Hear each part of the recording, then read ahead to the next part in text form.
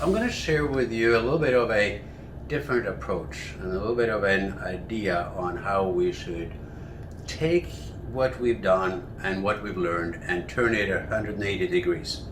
I had this idea when I had a little bit of a break and I had a chance to reflect on what we've been doing for the last 10 years, 8 years, and how the results and where we stand today, in particular in the space of sports. We've been working with some of the biggest sports. We've been meeting with some of the biggest teams, some of the market leaders, and even all the way up to the IOC, the Olympics, right? We have technologies, we have partners, we have explained, we have showcased, we have deployed, we have proven this works. But we've always been talking to the teams, the leagues, the stadium owners, right? That's really what we've been doing. So let's take a little bit of a different approach. So I'm going to share this presentation with you, but I also wanted to articulate this in my way to kind of explain it. So while you will see this presentation, the fan at home, fan first, fan first. Let's turn this around and let's really look at what we've done and what we should be doing and what we are doing.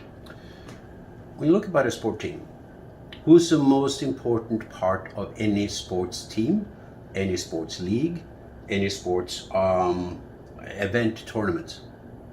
It's a fan, right?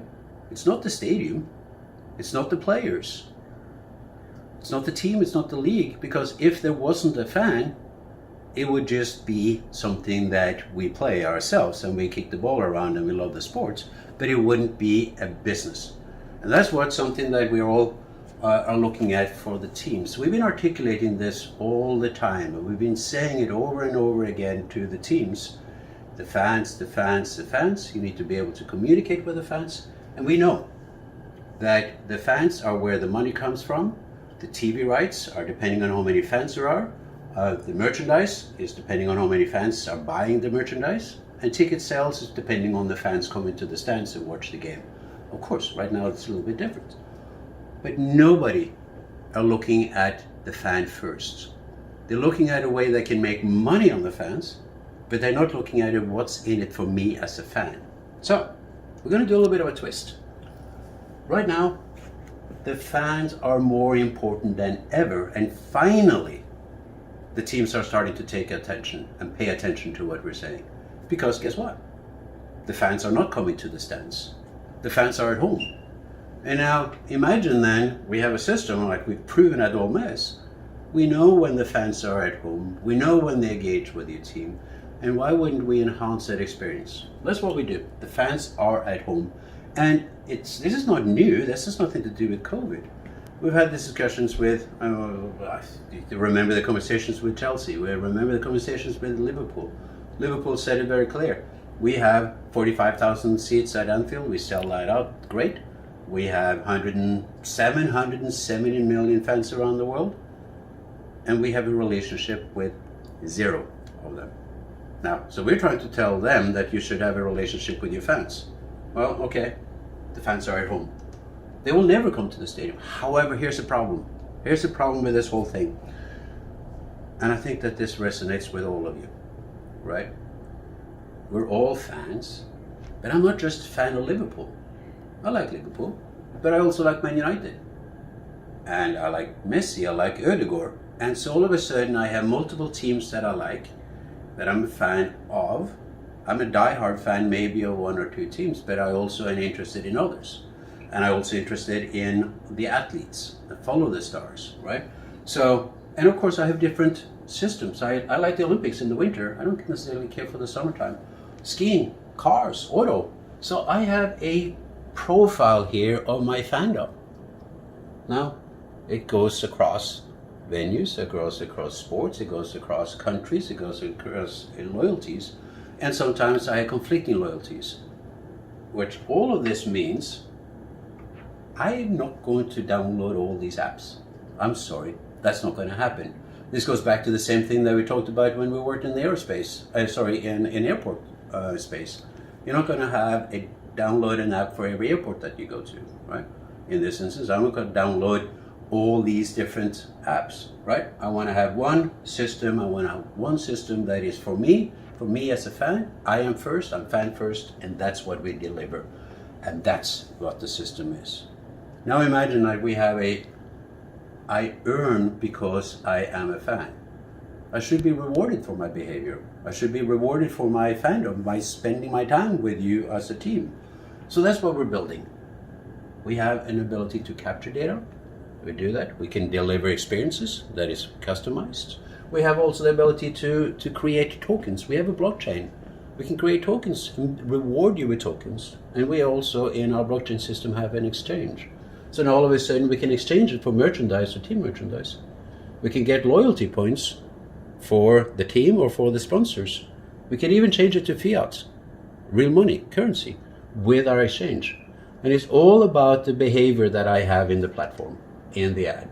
Now, so what's in it for me as a fan? Well, of course, it's more personalized experience. It's an intelligent system that is captures and understands who I am and delivers, therefore, an experience for me. All right, so let's go back to why would a team be part of this? Well, all of a sudden, we can deliver a fan to the team without the fan and the team having to pay for it, right? We are fan first. So now we own the fan relationship, and now all of a sudden we can present that fan to the team. Now the team can present their wares, their products, and their sales and their sponsorships within our platform, but it's fan first, and we own the data. We control the data. We enable the relationship with the fan, not the team. So if we do this, now all of a sudden we have a much bigger universe to deliver to. Every fan can do this, right? Now, being able to deliver this mechanism also enables us to activate the athletes themselves. This could be a communication channel where the athlete themselves can now communicate with their fans, right? Cameos, we know that people are making money on cameos. That's a proven system. We can enable them to deliver a relationship with the fans that lasts beyond their stardom, their professional career. We can enable them to deliver new types of experiences and training and so forth. All right, well, we all know this. Who are we? Well, this is important to articulate, and this also comes back to the story that we're going to tell about what this really means. We know what we're talking about. We're technology innovators. We build companies. We're professional athletes. We have built and deployed some of the most advanced technology and events ever in sports, right? We participate in this, so we know what we're talking about. We have met with all the people. We met with more people than most of the technology companies that are focusing on a venue. Much more than a telco that is just focusing on the communication. We have met and we have discussed and we have presented across all of this, and we have deployed in a variety of sporting events. Right, so we know what we're talking about. So now, if this system was built with a new type of UI interface, which is part of what the Spark Compass system can do, it adapts to me, it adapts to you, it adapts to you. It understands who you are, and it delivers then content and experiences that is relevant to me at this moment of time, based on my interest levels. Now all of a sudden, it's an intelligent interface to a platform that is a content distribution delivery system. Again, I'm going to share this presentation with you so you can read through more of this, but really, we have the foundation here. It's a clear market need. It's a shift, a 180-degree shift on what we've talked about in all these years. And instead of selling to the teams and the leagues that don't spend any money, and right now is even less likely to spend any money, we are going to present a solution for the fans, and then invite the teams to participate with us, invite the sponsors. Really, this is really truly where it's exciting for the sponsor side. They don't care about the teams. The only reason they put their logo on the jersey is because they want to talk to the fan. They don't care about the players, they don't care about the team, they want to talk to the fans. That's what we enable. And of course, doing this, with our connections, and with our technology, we can fast track to an IPO. Yeah. Okay, fast track to an IPO. Now all of a sudden we have changed the mindset of building a long-term company. Technology is there. Now we're going to build a company and build a solution that can go to market and can grow globally fast. We need some capital quickly. It's not that much, but we need to just customize this and create some marketing material. We need some capital so that we can actually go public. And we're going to go public in Norway. Yes, Norway, Oslo Børs. Of course, we have a Sparkompis Norway. We have a Norwegian registered company that's been around for a while. I am from Norway. Norway is a neutral country in many ways. We don't have any of the political challenges that are existing in the world at the moment. And it's a perfect hub for these kind of technology investments that all the people that have had money in oil, had money in fish, are now looking for other alternatives. The Oslo Børs we can deploy cost efficiently, and we can go public, and we can do a dual listing between the Nasdaq as well as in London out of Norway. And of course, the storyline around going public in Norway is pretty cool. Per Gynt is a Norwegian mythological hero.